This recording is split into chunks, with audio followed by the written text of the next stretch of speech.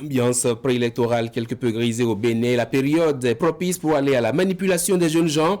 Les appels locaux mais à la paix se multiplient. La jeunesse doit éviter toute instrumentalisation. C'est l'idée que porte l'invité de ce soir, l'invité du Grand Oral, Ilanon Serge Akpoti. Bonsoir, bienvenue. Bonsoir, monsieur le journaliste. Merci. Donc c'est parti pour le Grand Oral.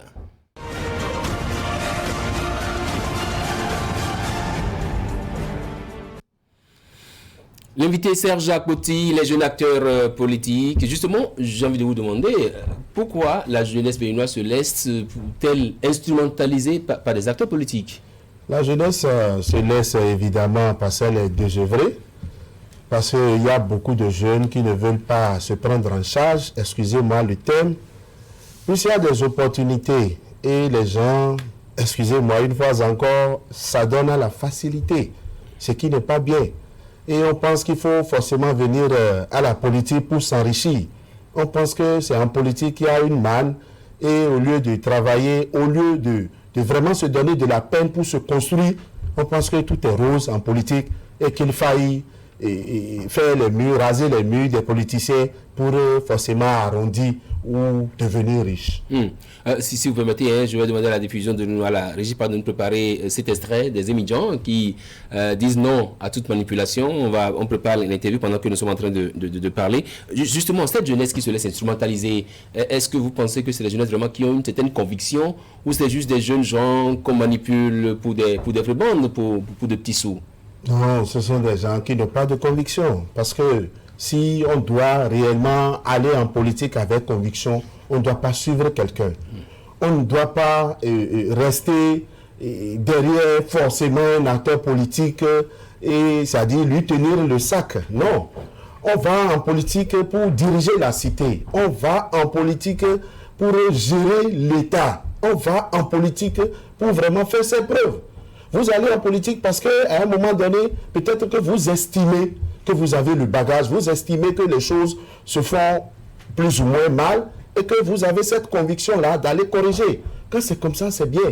Mais quand on suit les hommes politiques et quand on est à leur solde, quand ils vous manipulent, quand ils sont là, au lieu de vous instruire, au lieu de vous apprendre à pêcher, on vous répand le poisson et puis derrière vous pensez que c'est une fin en soi. Ce n'est pas ça la politique, malheureusement. Est-ce que la jeunesse doit changer carrément de sa vision des choses et donc doit éviter toute cette connivence avec les acteurs politiques? Je pense que la classe béninoise ou duesse, la jeunesse béninoise est en train de comprendre.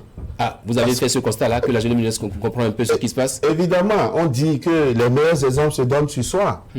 Est-ce que, bon, c'est vrai, je ne suis pas venu ici pour faire l'apologie, mais voyez-vous, c'est quand même un exemple que je sois là aujourd'hui.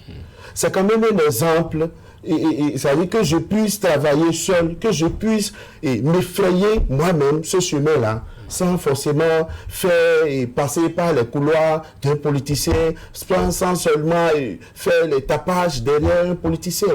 On peut quand même se tracer soi-même sa ligne de conduite, on peut quand même s'affirmer, on peut se donner un nom politique, même en étant jeune, et vraiment prendre toute sa responsabilité et l'assumer. Je vais demander de balancer cette interview d'un étudiant qui dit non à toute manipulation. Nous avons fait une sortie médiatique afin de porter à témoin l'opinion nationale et internationale que l'appel en sourdine ou bien dans les coulisses au soulèvement populaire sur le 31, les hymnes, que nous ne participerons pas à ça, nous n'allons pas participer à ça parce que ça ne contribue pas à la bonne marche de notre démocratie. Les appels ou soulèvement populaire, là, ça, on les appelle troubles à l'ordre public. Et nous avions eu des cas entre le 1er et 2 mai. L'un de nos collègues a succombé à cet appel au soulèvement populaire. Une dame est morte en la personne de Amoussou. Celui-là, il a perdu Jossou Denis, il a perdu sa main et il n'a plus de soutien aujourd'hui. Alors aujourd'hui, si on nous appelle à venir faire un soulèvement populaire, est-ce qu'il faut accepter à le faire? Il ne faut pas le faire. Pourquoi? Il ne faut pas le faire parce que il y a des voies et moyens pour faire ces genres de revendications ou bien pour faire ces genres de sorties. Il faut des autorisations, il faut être couvert. Et si la marche est pacifique, ils auront de couverture sur tous les plans. Mais certaines personnes vont se cacher derrière et lancer les émeutes sur les chemins, prendre les voies et faire du trouble, du désordre. Nous n'en voulons pas et notre corporation ne participera pas. Donc nous appelons au boycott à tous les émeutes de boycotter cela et de laisser ceux-là qui sont derrière ça aller se présenter eux-mêmes et supporter les dégâts ou les inconvénients. Nous sommes dans un pays purement démocratique. Et si quelque chose ne va pas, il y a des institutions compétentes qui devraient s'en charger de cette médiation pour un consensus. Il y a la Cour constitutionnelle qui est là, il y a la médiation de la République qui est là. Il y a beaucoup d'institutions qui sont là. Et si la classe politique ne se retrouve pas dans un système, quoi qu'en soit, son bord a des recours à travers ces institutions afin qu'il y ait de consensus. Nous œuvrons pour la paix. Nous œuvrons pour la consolidation des acquis démocratiques. Nous œuvrons pour sensibiliser nos collègues, nos compatriotes, nos camarades, pour ne pas faire de troubles, pour ne pas faire de casse. Car ça ne contribue à rien de participer à ce genre de troubles. Vous avez suivi un peu cette réaction du conducteur Taximoto. Et ça dit qu'il faut appeler à une sensibilisation de cette jeunesse-là, de cette couche que les acteurs politiques disent souvent pour mettre en œuvre leurs besoins. Malheureusement, ou tristement, si un jeune s'adonne aujourd'hui à ces pratiques, surtout que nous sommes à l'ère des smartphones, où on peut capter beaucoup de choses, vous allez faire face à ces responsabilités-là qui peut-être vont vous dépasser. Et excusez-moi, quelqu'un ne serait pas au repos, quelqu'un ne serait pas au frais ailleurs et va penser, moi me manipuler, ce n'est pas bon. Il ne faut plus se donner à ces jeux-là. Ce sont, on a dépassé.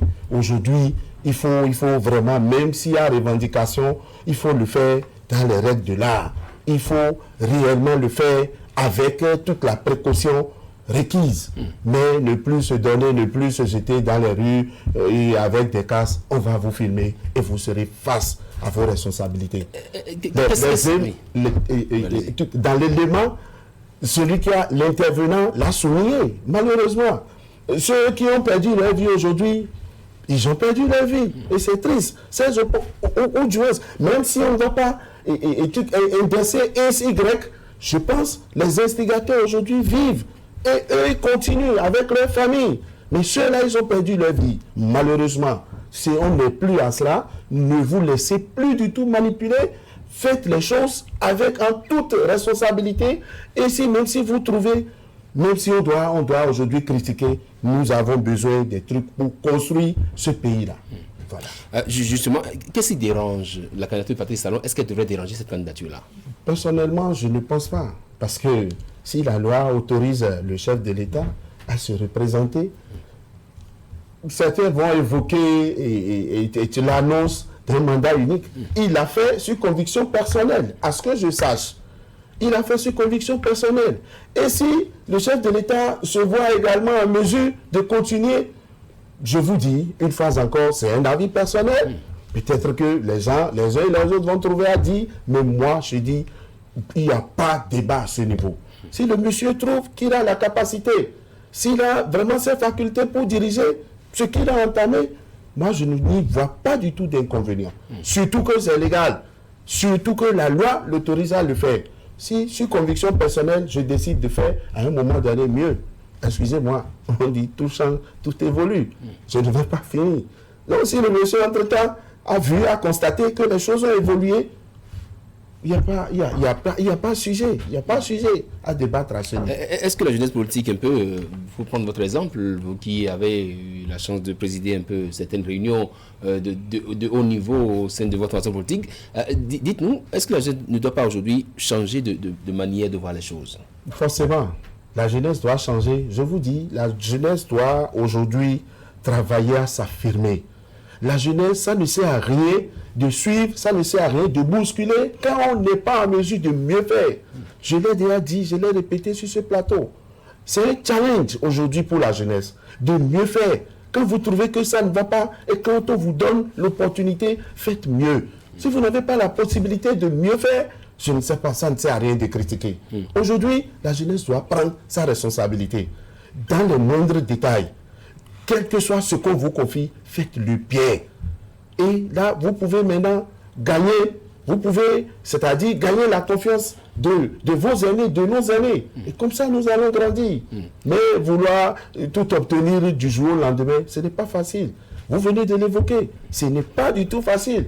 Que je me fasse élire conseiller communal en comptant sur mes propres forces, je vous assure, M. Aniamboso. Ça a été une bataille très rangée dans la commune de Tori, là-bas. Et justement, je me suis déjà inscrit très tôt dans cette vision-là, de pouvoir me faire, de pouvoir me construire, de pouvoir ne pas suivre. Si je devrais suivre, je ne serais pas dans ma formation politique aujourd'hui. J'aurais fait comme les autres et je serais peut-être coopté, je serais déapporté. Mais moi, il ne fait pas du suivisme, malheureusement. Ça ne me colle même pas à la peau. Est-ce que vous pensez que les partis politiques aujourd'hui, à l'état actuel, peuvent aider un peu la jeunesse aussi à se refaire une image de ce que c'est que la politique chez nous au Bénin? Puisque la politique, on y va pour se faire du beurre, pour se faire de la... C'est ce qu'on nous a toujours vendu. Hein. C'est pour quand on n'a pas d'emploi, on va en politique. Quand on veut se faire beaucoup de sous, on va en politique. Et ceux qui pensent encore comme ça, je suis sûr qu'ils sont à des niveaux très inférieurs. Parce que si aujourd'hui, si vous avez été une fois candidat à l'ère des réformes du système partisan, vous allez réellement comprendre qu'il faut s'afficher, il faut vraiment batailler dur. Et la formation politique à laquelle j'appartiens, heureusement, travaille à cela. Aujourd'hui, je ne peux pas dire que les gens ne nous forment pas. Aujourd'hui, on nous initie, nous prenons quand même, on nous associe à des prises de responsabilité, à des prises de décision. Quant à nous, de réellement voir également ce qu'on doit faire et suivre et tenir le bon bout, comme on le dit. Oui, on appelle à la jeune classe politique et aux jeunes aussi qui ne sont pas forcément des politiciens, mais qui se laissent aussi manipuler par des acteurs politiques que vous êtes. Que les jeunes se prennent vraiment au sérieux. Aller en politique ne veut pas dire suivre les gens, ne veut pas dire rentrer et faire du désordre. Je l'avais dit tantôt, malheureusement, avant, on pouvait se permettre encore quelques cachotteries. Aujourd'hui, c'est comme dans le football. Il y a la VAR. Aujourd'hui, les fautes que tu pouvais commettre et ça pouvait échapper à l'attention de l'arbitre. Aujourd'hui, on va te les montrer. L'arbitre peut arrêter le match, tu aller voir les fautes. On va te révéler en plein jour que les gens tiennent compte de ces réalités-là.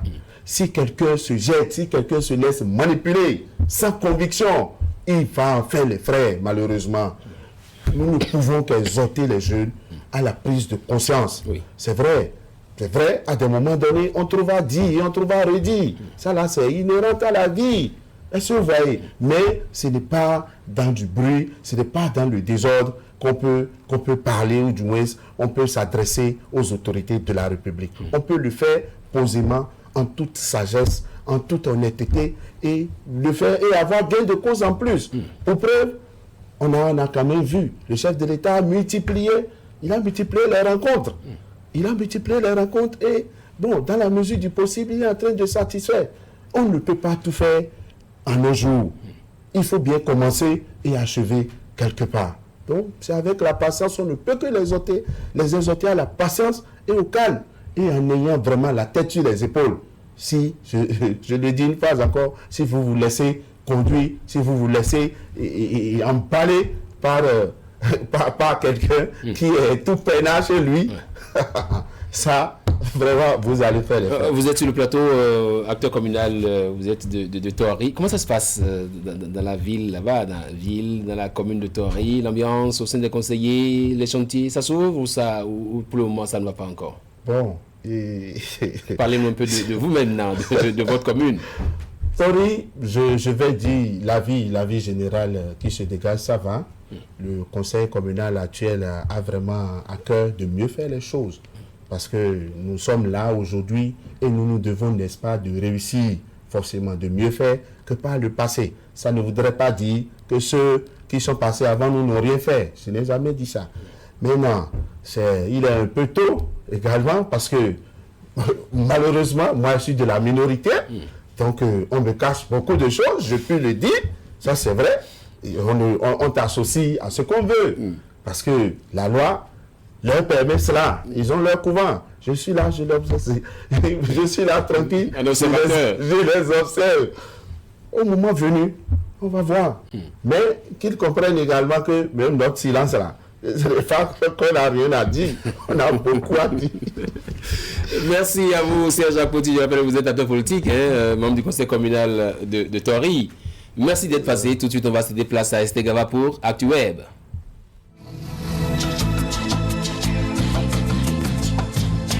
Vous aimez la qualité, vous exigez la finesse. Pour tous vos travaux en impression, flyers, affiches, dépliants, brochures, calendriers, facturiers, faire-part, carte de mariage, carte de visite et vos travaux en sérigraphie. Une seule adresse, l'imprimerie du groupe de presse Fraternité qui vous propose des prix défiant toute concurrence. Imprimerie Fraternité, c'est une équipe dynamique avec du matériel de dernière génération capable de vous produire en quantité, qualité et avec célérité. Imprimerie Fraternité, nous sommes situés à Ménotin dans l'avant de la station Sonacop. Contact 97 60 79 34 95 34 10 47. À l'imprimerie du groupe de presse Fraternité, la qualité est garantie.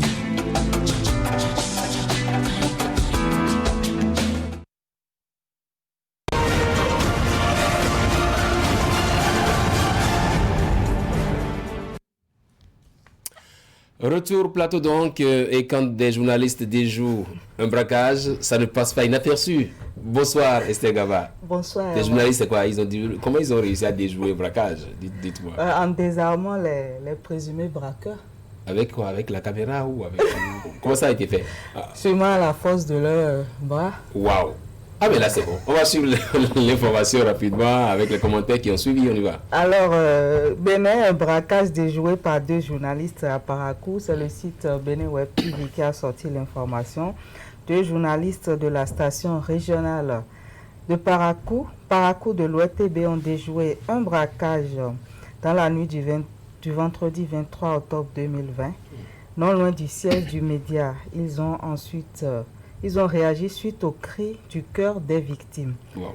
Agressées par des malfrats, deux femmes ont eu la vue sauve grâce à l'intervention de deux journalistes de l'antenne OETV de Parakou. Selon le site Le Paraquois, Joël et Ikililou, les deux journalistes sauveurs, ont réussi à désarmer et maîtriser les présumés braqueurs. Ils ont par la suite alerté la police républicaine pour prendre la situation en main. Les mises en cause sont gardées et seront présentées au procureur. Un acte héroïque. Vraiment. De leur part. Je ne vais pas être à leur place de toute façon. Alors, la réaction des internautes ne s'est pas fait attendre sur le sujet. Oscar Amoussourouin, le chef de l'État, selon lui, doit recevoir ces journalistes à la présidence, exactement comme Sakinatou, nous rappelons, Sakinatou, l'héroïne qui a sauvé des personnes de la noyade dans le nord Bénin. Félicien Kouagou demande quant à lui si ces journalistes sont devenus des policiers. Par quels moyens ont-ils pu déjouer ce braquage? Il s'interroge bien sûr un peu comme vos interrogations, monsieur Herman. Alors, Albert Rovinou félicite les braves super-héros. Et Régis Tirol suggère l'électrification de la zone. Ah oui. C'est toujours dans le noir, une zone dangereuse. Gildéric Paul Mathias félicite également les deux journalistes. Nous allons finir avec un commentaire de Fortune. Bravo à eux. Il y en a beaucoup qui auraient fui et n'auraient pas osé s'approcher pour aider les dames. Comme moi, voilà, justement. Je les premiers gens avec coups. Rien que pour ça, ils sont à féliciter. Bon, quel est votre avis sur la question, rapidement? Ils sont félicités. Oui, qu'ils soient reçus par le chef de l'État aussi. Un peu comme l'héroïne de Tchaourou. Pourquoi pas, c'est un acte de courage. Sakina. Un acte de courage et de bravoure de la part de ces deux journalistes. Tout au moins reconnus, ils doivent être reconnus par leur corporation ou leur ministre de tutelle. Pourquoi pas? Pourquoi pas? C'est possible. Bon, peut-être qu'on attend aussi qu'ils viennent nous relater un peu le film du déroulement de... Pourquoi pas inviter-les? Pourquoi pas? Ils sont à Parakou, Joël Kouega, et puis voilà. De toute façon, on aura le temps de vivre un peu. On va suivre l'actualité là pour voir comment on le ressent aussi. Très bien, on va passer à l'international. On va parler dans la sous-région, c'est vrai, c'est en Guinée. Oui, on y va, l'élection présidentielle en Guinée. Tout à fait, l'actualité sur les réseaux sociaux, la proclamation des résultats. Jeune Afrique a partagé l'information sur sa page. Alpha Condé remporte la présidentielle avec 59,49% des suffrages devant Cellou Dalein Diallo, crédité de 33,5% des voix. Selon les résultats globaux provisoires rendus publics par la Commission électorale nationale indépendante, la CENI. Oui.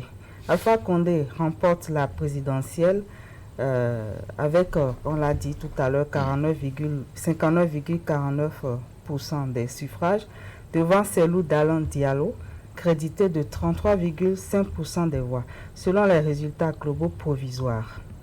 Alpha Condé, le président sortant, a été élu dès le premier tour pour un troisième mandat.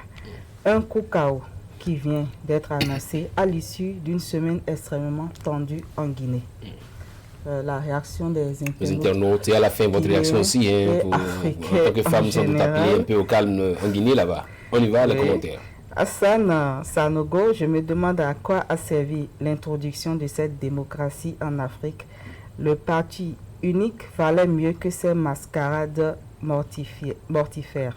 Ismaël Sawadogo, on comprendra que Kabila est un grand homme. Celui-là qui a subi toutes les formes de pression venant de partout dans le monde. Aujourd'hui, un dictateur viole une constitution et les mêmes hypocrites ne disent rien. Tierno Mamadou Diallo, le dernier commentaire de ActuWeb.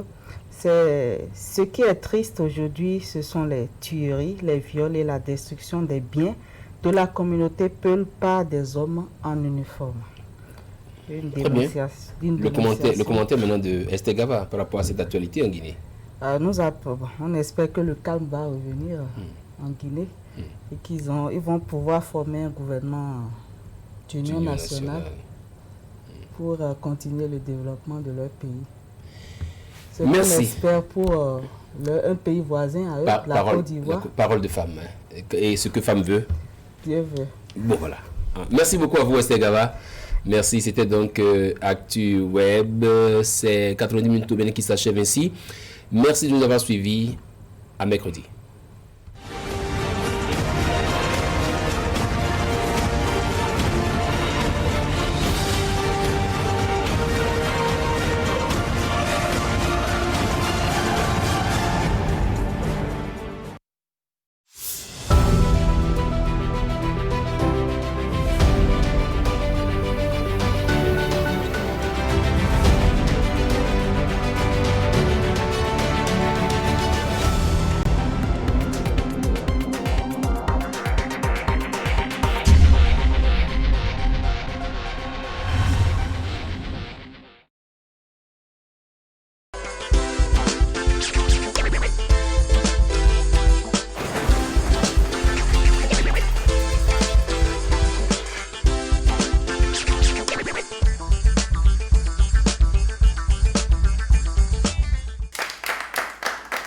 Bonsoir, on relance les choses cette semaine, cela veut dire qu'on retourne le sablier. Alors j'aimerais d'entrée déjà vous dire bonne chance pour tous les tirages à venir, en espérant que les millions seront à vous. Ce soir, on va à 6 numéros, alors c'est parti. Alors, qu'est-ce qu'on aura donc dans quelques secondes comme combinaison gagnante? Avec Monsieur Agboyon, nous allons recevoir le premier numéro, lequel est 65. Ça démarre avec celui-là. 65, Deuxième à découvrir. Le 21, deuxième retenue. Troisième boule pour une autre chance d'aller vers le million ce soir. Et c'est le 45. 45, troisième. En voici donc un quatrième. Et là, vous avez le 78. On continue à y croire, ce n'est pas fini. 78, quatrième donc, cinquième maintenant. En bleu, le 75, la même série. 75, c'est le cinquième numéro que nous avons avec la machine. Et en bonus ce soir, le 31 et comme vous le savez, défilé spécial pour le bonus. Voici donc Saint-Tiche. Applaudissements. Et nous avons droit au vert en 6e position pour le numéro 31. Voilà, il est bien présenté avec notre hôtesse. Merci bien. Voilà donc, on va tout de suite écouter le clerc assermenté de l'huissier de justice, Monsieur Agboyon, pour la validation. Subséquemment à la régularité de ce tirage, je valide les numéros tirés, lesquels se présentent comme suit. Le 65, le 21, le 45, le 78, le 75 et le 31 qui est le numéro bonus. Bravo aux gagnants. Une fois qu'il a parlé, il n'y a donc rien à dire. Félicitations aux gagnants de ce soir. C'était donc plein de millions remportés en cette journée. Et comme vous le savez, ça continue également au Paris Foot. Je vous rappelle qu'il faut juste taper www.lnbparis.com ou encore étoile 510 que vous avez des numéros MTN ou Move. Allez, je vous retrouve demain toujours avec la même force. D'ici là, portez-vous très bien et bonne chance.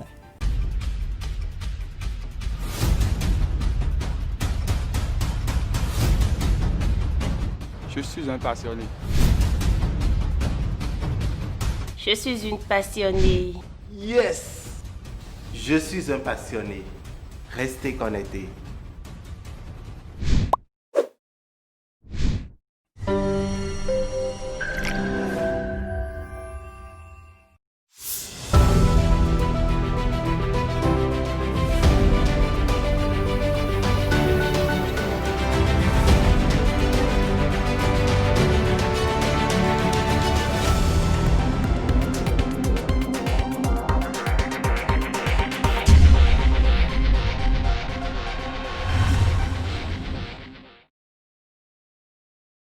Soirée de l'excellence 21e édition.